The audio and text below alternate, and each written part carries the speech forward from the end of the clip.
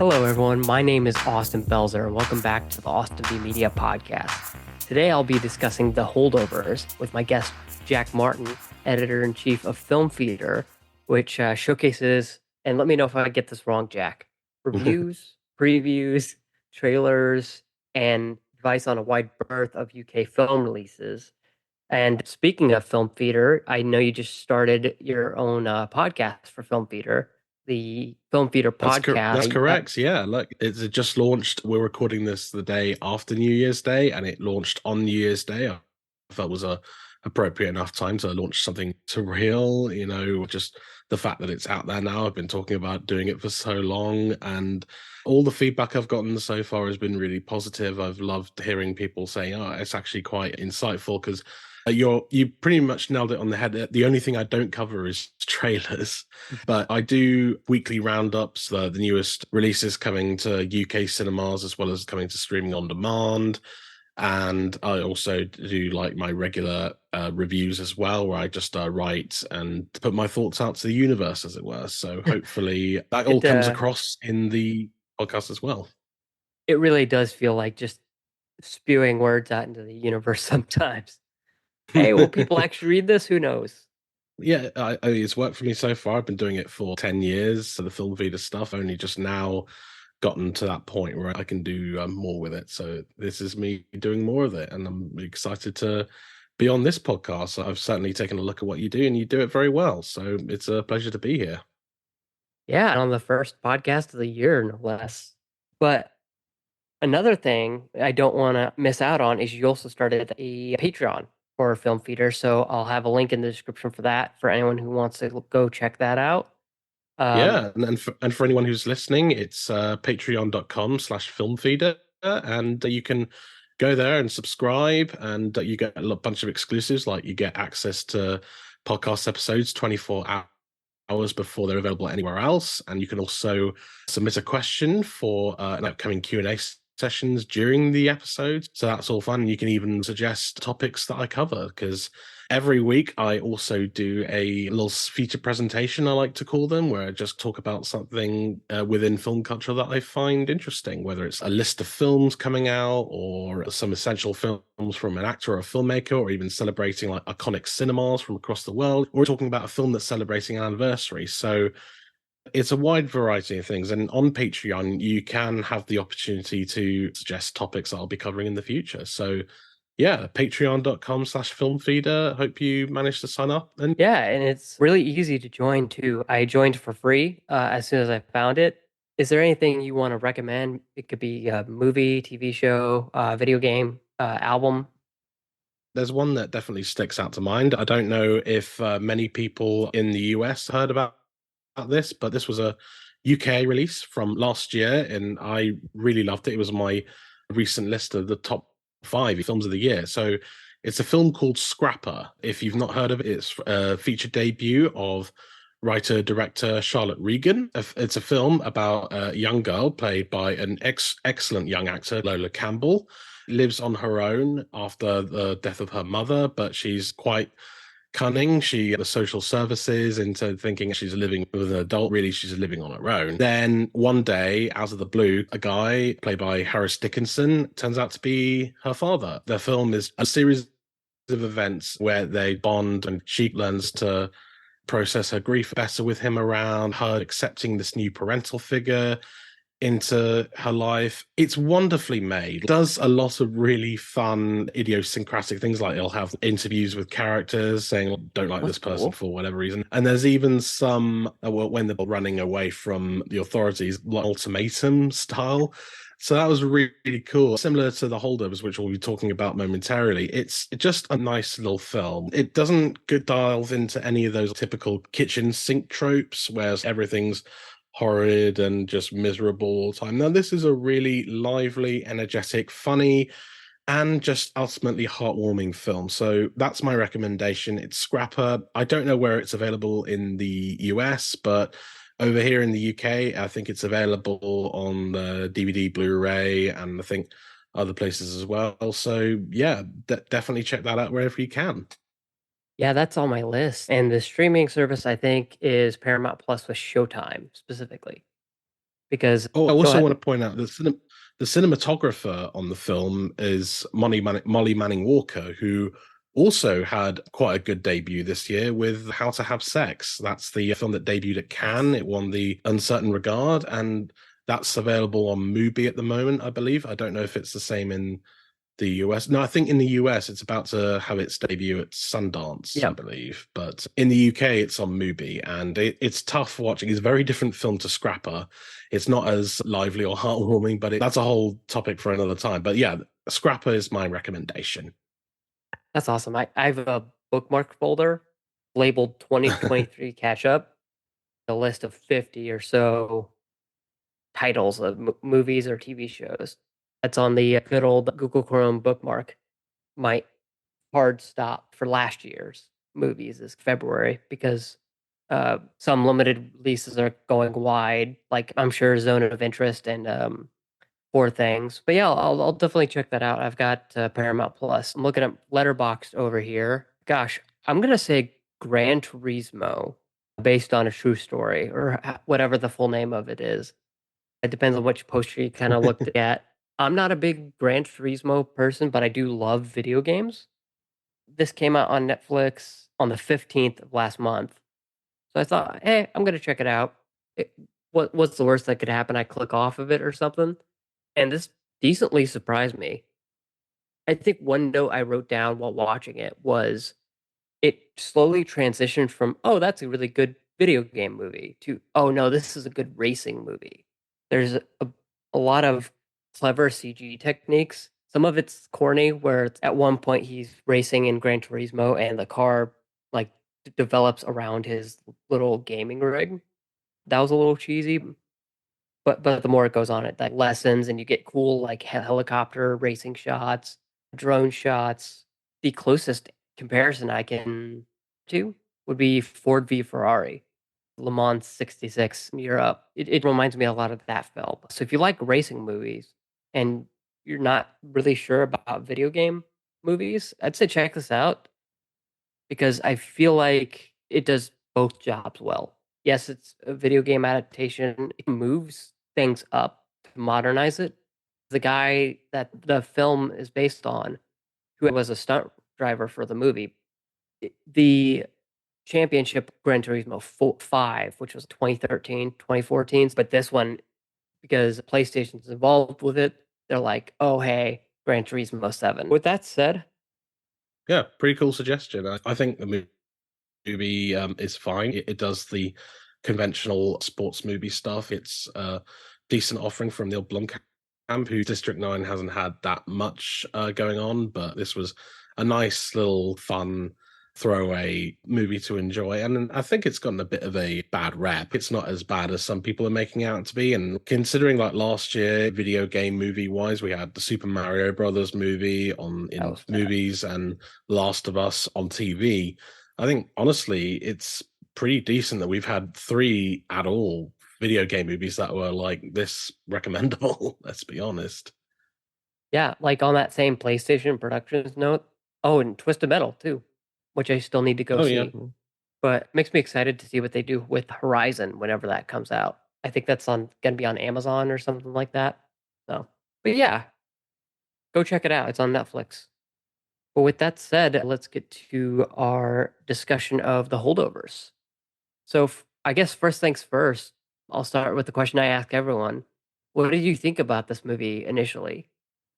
Alexander Payne is a filmmaker. He's only as good as the script allows him to be, which is weird because sometimes he is credited as a co-writer on his films. But this one, it's got a screenplay by David Hemmingson, who's also a producer on the film. And I'm be completely honest, this was a film that I didn't really know much about going in. I knew some things about it. I knew who was making it, who was in it. I just didn't know what the overall vibe would be because his last film, Downsizing, was a really massive It was disappointment for many rough. because obviously it was pretty bad. I don't know about you, but did you find like parts of it like slightly racist as well? Like, I don't know. I've had this weird feeling ever since I saw it. Like the God, what's Chow. her name? Oh, Hong Chow. Yes, the Hong Chow character. She's a good actor, but I felt like the character she was portraying, which was this Vietnamese kind of one leg. Was she one-legged in that? Something about it just rubbed me the wrong way. And Hong Chow did a fine performance, but there was something about that character that felt very stereotypical for me, and I didn't feel comfortable watching that. It was a very misguided and it's. I've heard it be described as pretentious Ant-Man, and that's pretty much all I can I think mean, about now. Well, yeah. So anyway, downsizing was pretty bad. And so I go into the holdovers thinking, I don't know what I'm going to get. It's got Paul Giamatti in it. Obviously, Sideways is great. And by my surprise, it was absolutely wonderful. Like, this is the holdovers is just such a warm bear hug of a movie. Like, it's a film that has its heart in all the right places. It's a film that really puts you in such a loving, joyous mood. And it's a great Christmas movie at that. Like, yeah. it's not due to come out in the UK until January 19th, I believe, in a couple of weeks anyway. Okay. And I feel they really missed a trick by not releasing it more around Christmas time, because it is a genuinely good Christmas movie. Like, it's got all the like regular iconography, and it's very pretty looking with the Well, snow I and mean, everything. it's set during Christmas break, so come on. But Yeah, you release it into January, and now you're coming at the tail end of what the movie is set at. So it's weird.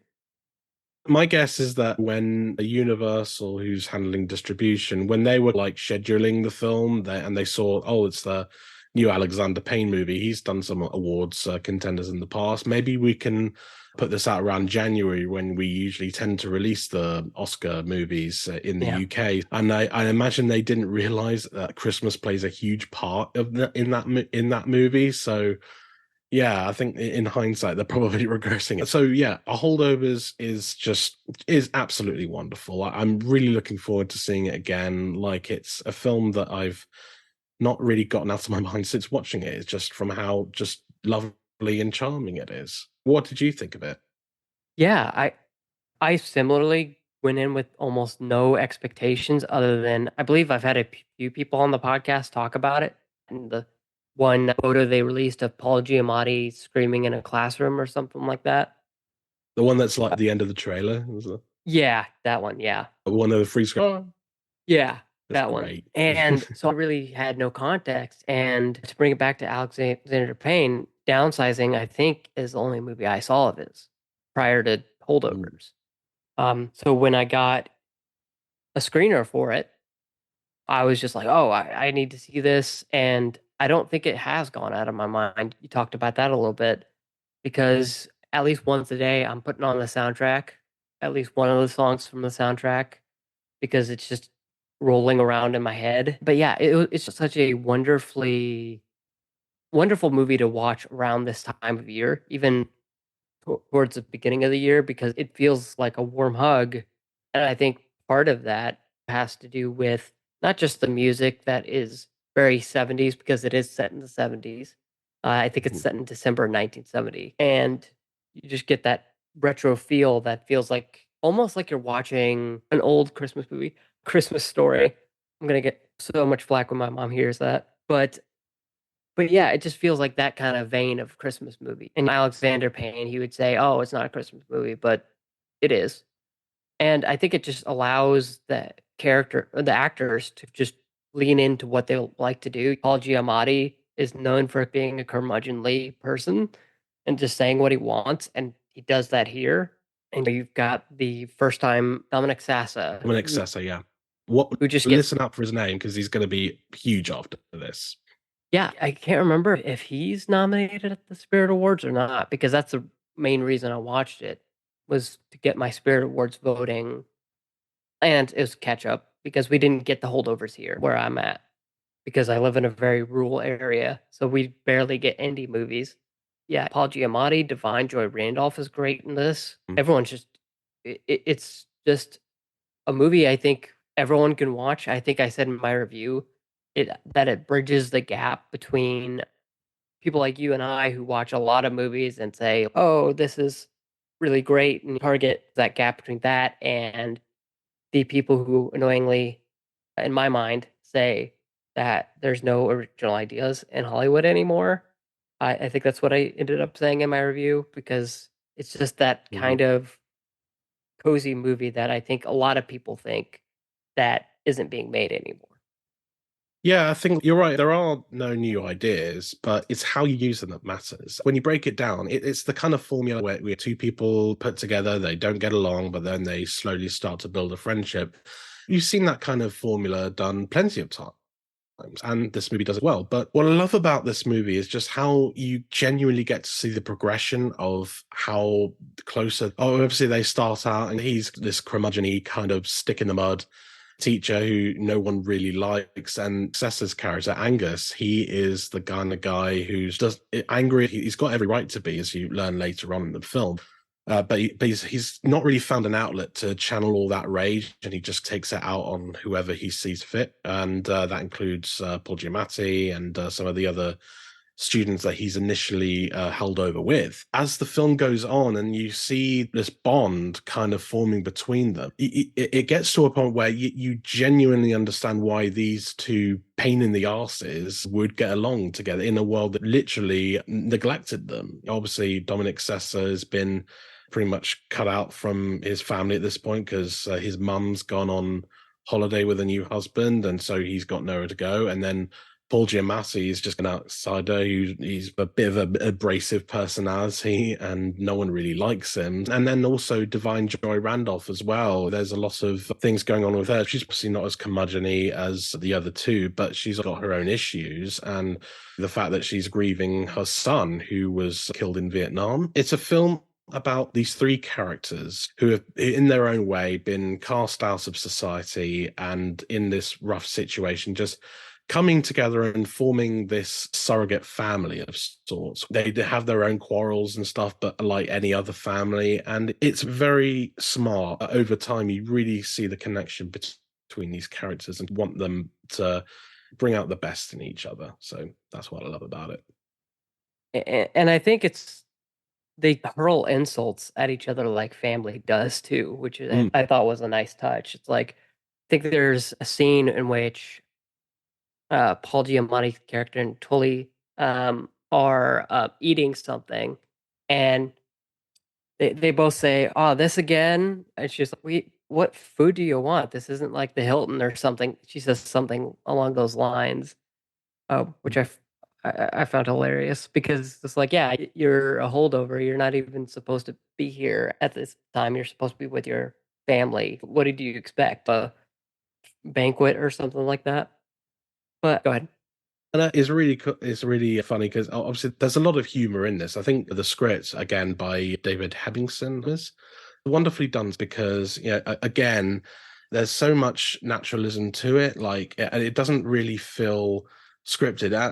It sounds weird, I know, but it all feels authentic. Like it feels like these very verbose lines, especially from Paul Giamatti, they feel natural coming out of these people, and it's just who these characters are. Paul Giamatti has a great way of words within this movie, and it's wonderful to see him just unload such a vocabulary of insults onto anyone that he feels worthy of them. So there's a line near the end, which I won't give away here because it's a spoiler, but it is just perfection and just how much of a put down it is.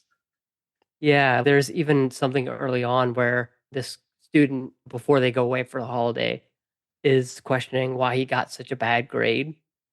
And he's, I'm confused. And he says something about, I think I could do much better on this paper if we get another chance. And he's, oh, I don't think you can, or something to that effect.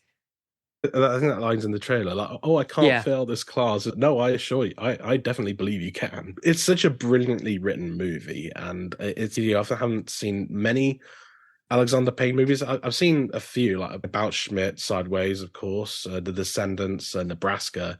And I haven't seen Election or any of the others, and there's Downsizing. But this is definitely one of the best scripts he's worked with. I think it's just full of really human energy, and it's got so much heart to spare. And it's just a film that I really hope does take off. I hope it does become like a new Christmas movie this time next year, because I think it's a film that just really reminds people of just how good we need to be to each other, because it's Mhm.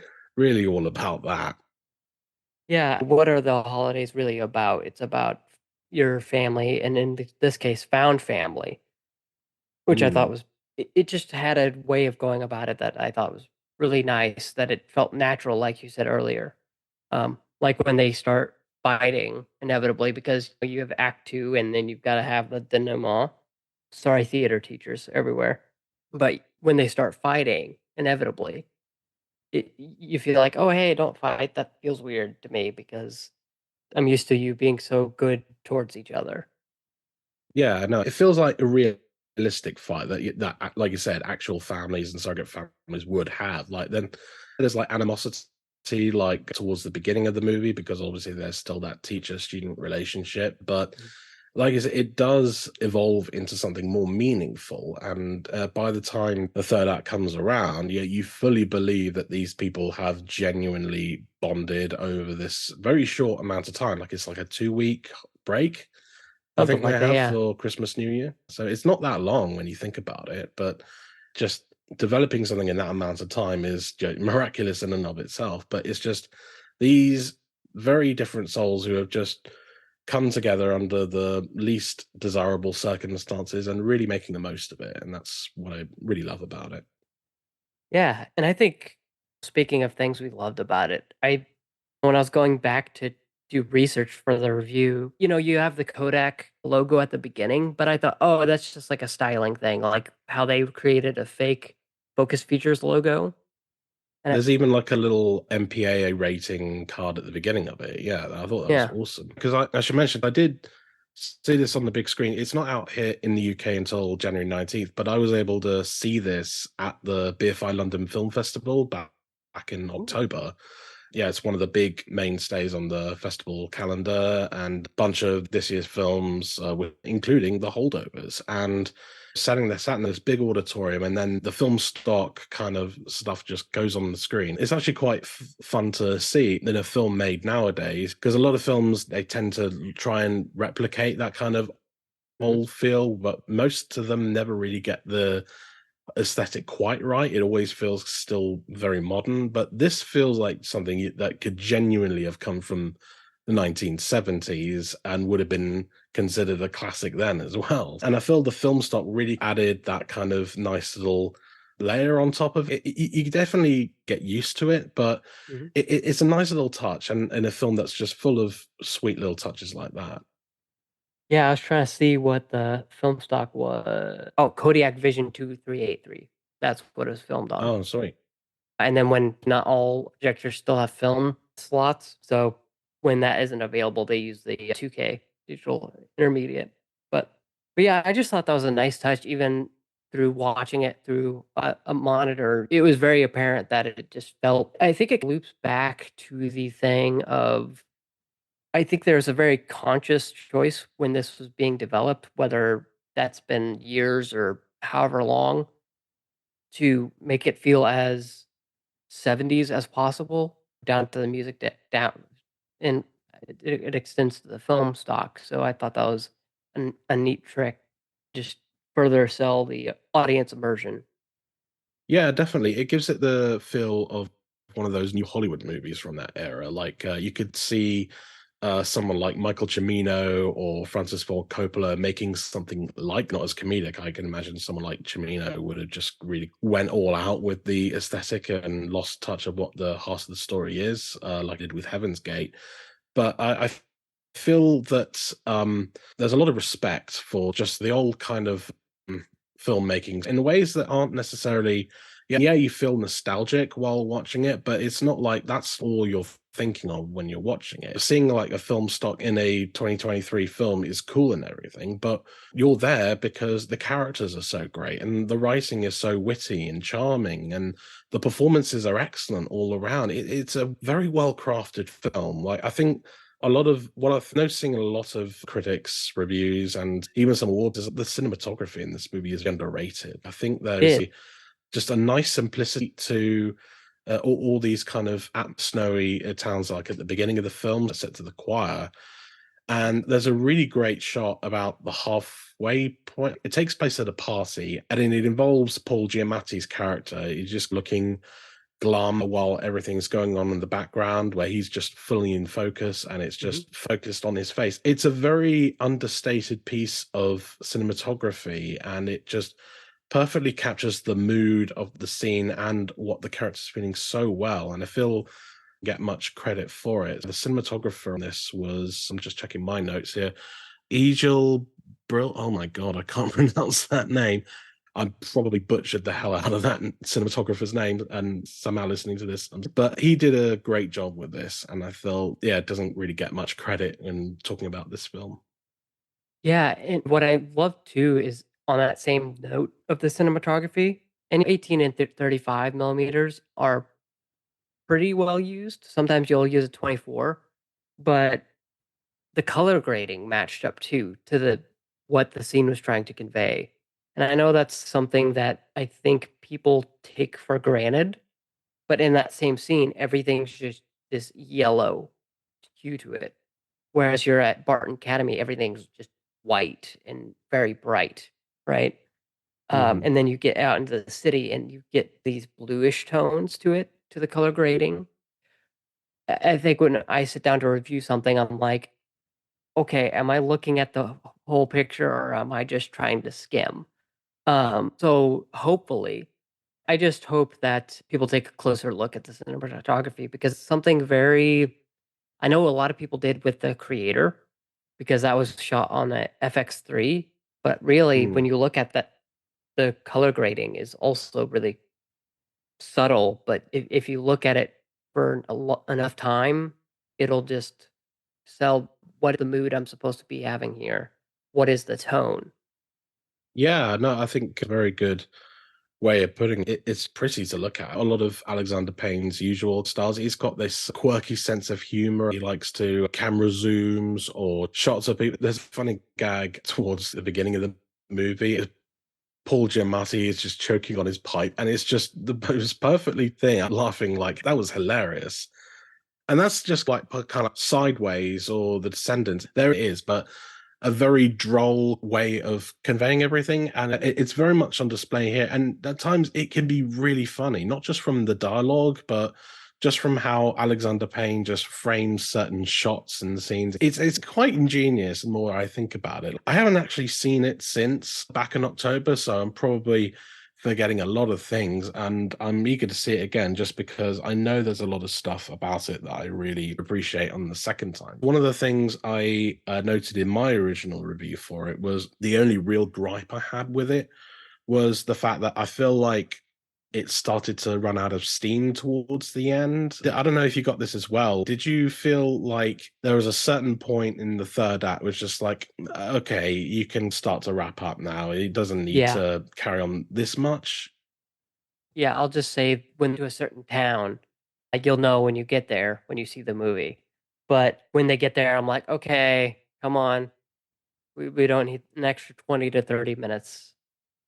Yeah, that was at that point where I started to feel maybe this is getting a bit indulgent, but it was still gripping me because the character work was still very good. I felt like if you cut a little bit out, it would have been tighter.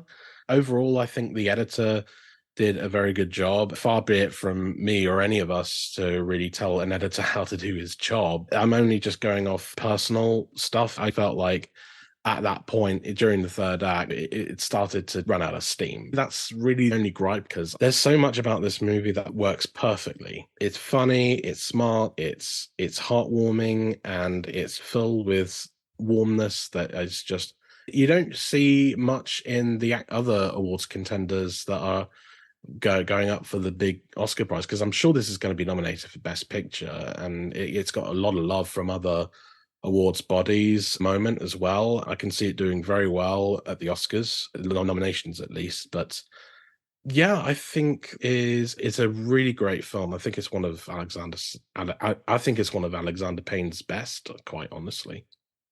At least Yeah, his best in a while.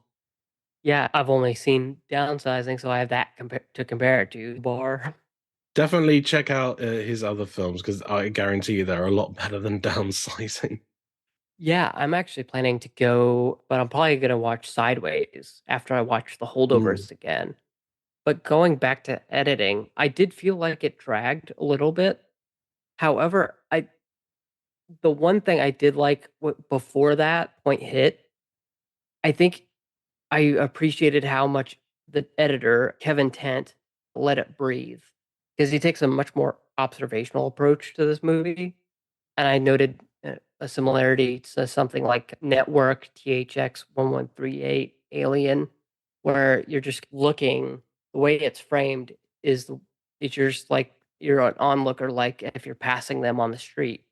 And yeah, I just appreciated that. So, but Yeah, and I need to see it. definitely planning on seeing it again. And there was also just mixing the editing and the cinematography. There's a great scene where it starts on a close up of Cessa's face, Mhm. and then it just slowly pans back as he's laying into some of the backstory. It's quite profound because the performance is great, but it's also the way that the cinematographer is framing it and how neatly it's paced through the editing, and of course how Alexander Payne sees it through the actual lens. It's a very understated shot because it's honing in on this character's feelings as he's delivering this monologue about the kind of stuff that's been going on in his life. And it's a very powerful moment that is true to the spirit of the film, which is just to really see more to this person than it initially seems, because they start and they have very two-dimensional views of each other, and then come to realize, oh, actually, there's much more going on than they would have figured. So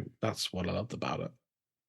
Yeah, for sure. And I think the hallway shot is going to be one that sticks with me for a while. You know what I'm talking about? Hmm. Since I've So seen it, so forgive me if my memory's a bit. the teacher, Hunnam, is chasing Tully, and the way Hmm. how smoothly it's shot, and then it ends on a upshot of Paul Giamatti's face, which in the trailer, I just thought it's so smooth that deserves special mention. But yeah, I think everyone should go see this. Whether if you've got it in theaters, go see it that way because willing to bet that my 1080p stream is going to look a lot worse, especially if you've got it. Maybe I don't know if theaters are listing whether they're playing it in Kodak film or digital anymore, but I'm sure it's still in theaters. I Oh, know here they just put it on Peacock in the US on the 29th hmm. is when they put it on there. It just came out on Blu-ray today, so really you've got 3 different ways to watch it. That was Yeah, fast. yeah, it was weird because Didn't it only usually, just come out like a couple of months ago? yeah, November something I know, like the window between theatrical and home viewing is much shorter than it was, but I didn't know it was that quick. My, for focus. It's like this. It's like microscopic. If you don't catch it in the theater, it's you look at Peacock and oh, it's already on there, and then hmm. a few weeks later, it's oh, and it's on Blu-ray, and I can rent it if I don't have Peacock. So that's the one thing I do about Peacock, and probably the reason I'll keep it for as long as they keep doing this.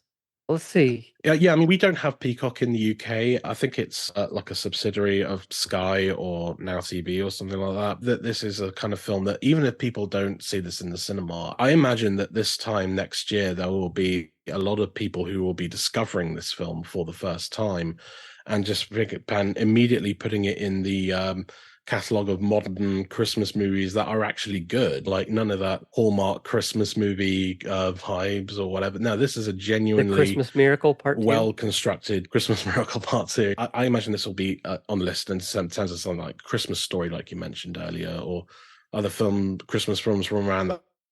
Hey, what happened there? I have no idea. You're you just started talking and then it just froze. Oh, yeah, I have no idea what happened there. So, do you want me to start again? Yeah, if you don't mind, I'll mute myself Yeah, just of in case course. that causes any issues. Yeah, I can definitely see this film being mentioned in a year's time about just the kind of modern Christmas classics that people tend to put on around that time of year. Families have stuff like Elf, Muppet Christmas Carol, and older viewers have more unconventional stuff like Die Hard, Christmas Vacation, or Gremlins. I feel that this is a nice in between. I think families can enjoy it. I know it's rated R in the US. I know I 15 believe it over is. here, but I think it's nothing overly offensive. I think that families can watch something like the Holdovers with kids, and they'll come out perfectly fine the other end. I think in the same way that Gremlins was, you watch that movie and as dark as it is, I feel like a lot of kids can handle stuff like that because we tend to underestimate kids and how much they can tolerate some pretty messed up stuff. So nothing as messed up as Gremlins happens in the Holdovers, but I feel like the ultimate sense of heart and family, which are essential over Christmas, will resonate with a lot of people. And yeah, I think it's destined to become like the next big Christmas film that everyone puts on around that time of year. Yeah, it's already in my list. I made a list around Christmas time because I was bored, and I am one of those people who has Christmas Vacation on my Christmas list. I actually watched it on Christmas. Yeah, it was like on TNT or one of the movie channels. Maybe it was BBC. Maybe that was Uh, it. Is that your go-to Christmas movie, Christmas Vacation? Always. If it's not that, it's Elf. If we don't see one of those uh, my, two, my, that something's wrong. yeah, my one has always been Muppet Christmas Carol, and there's just something so joyous about it. It's by far the best adaptation of that story ever put to film because yeah, it's the Muppets, it's Michael Caine, it's amazing. But yeah, I imagine that I need to see Muppets Christmas Carol. you haven't seen it. Oh, you've got I a whole year know. to prepare for it then. With the Holdovers, it's a surprisingly good double feature with the Holdovers. Yeah, next year I'm considering re-adding. They made a Mickey version, a Mickey's Christmas Carol. I'm Oh thinking yeah, about adding Mickey's that Christmas back in. Carol.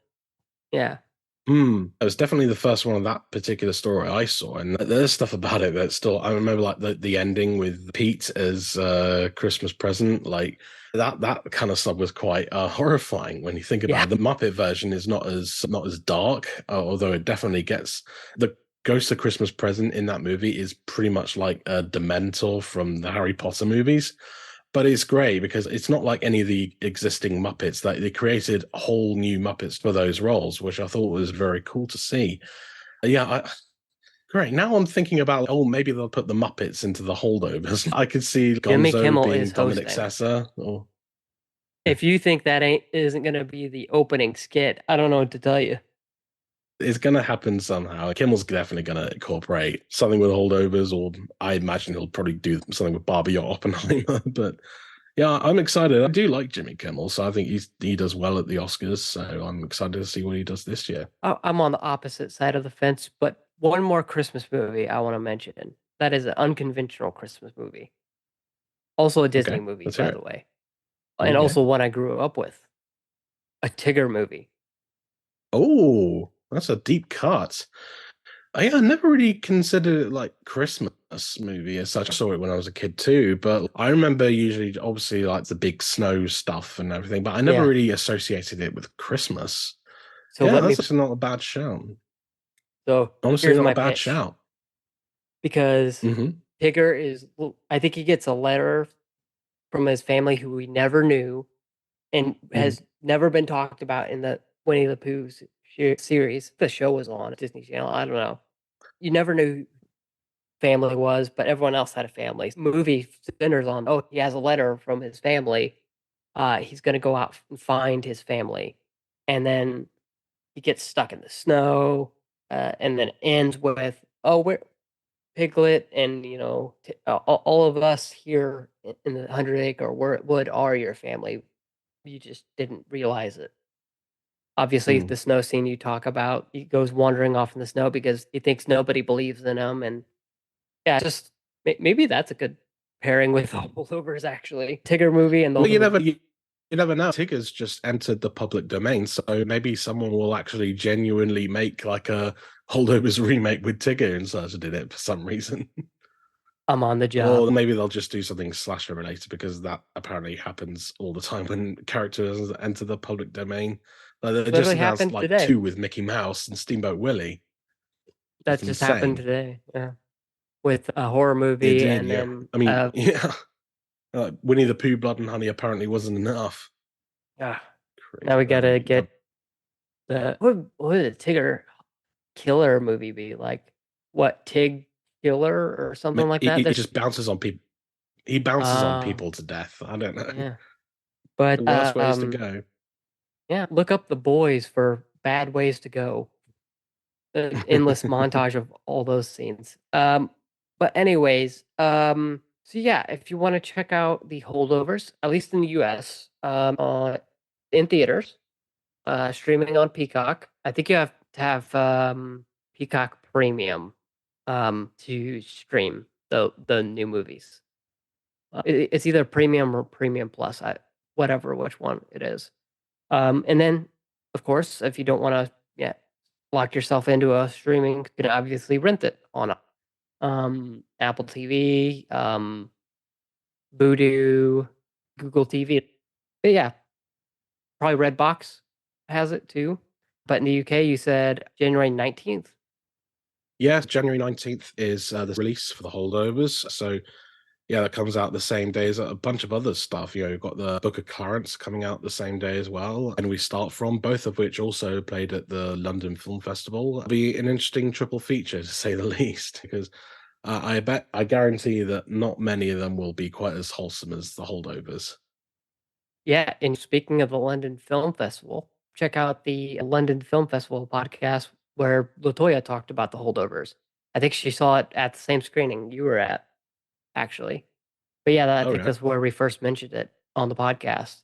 And then, of course, I've got a review of the Holdovers on the website. That'll be linked in the podcast show notes below. I don't know if I can link the article in the YouTube description, but it'll be in the show notes and on the website. And then, yeah, just rent it, stream it, or go to a theater. I personally recommend going to a theater, but do whatever you need. But I am looking forward to checking out Book of Clarence. Maybe I'll get somebody on for that. I know I've got somebody coming on for talking about Spider-Man 2 in about a week or so. The Ooh. game, not the movie. Yeah, yeah. And then I'm going to be talking best of 2023 sometime in February. With that said, everyone, thanks for listening to the podcast. I've been your host, Austin Belzer. If you've enjoyed this episode, you, you can subscribe to it, leave a rating, and review on your favorite podcast app. You can follow me on social media at Austin B Media on Blue Sky, Facebook, Instagram, Mastodon, and Threads. And then if you fancy Letterboxd, I'm on there at Austin B Movies. Jack, where can people follow you? I am on Facebook, YouTube, TikTok, all those places as the handle Film Feeder. On Instagram, it's a little bit different because Film Feeder was taken, so I've now got Film Feeder Insta. I'm also on Blue Sky. You can find me there, and also I am on Letterboxd, which is just Film Feeder as well. So yeah, I hope to see you there. Yeah, I'll see you there. But thank you so much for coming on, Jack. I hope to talk to you again soon, maybe about something else. Maybe we'll have you on next year for London Film Festival 2024 or something like that. Yeah, and obviously love to have you as a guest on the Film Feeder podcast as well. Hopefully in the future. Yeah, fingers crossed. Just let me know. Absolutely. Keep you in mind for anything that's coming up. But until then, it's been a real pleasure being here. Thank you very much for having me. And those who are listening or watching, I hope I wasn't too rambly. No, you're fine. But thank you so much. There you go. I'm your film chef extraordinaire, Jack Martin, and I'm here to whet your appetite for film every week. Thank you for having me, and hope you get to see the Holdovers.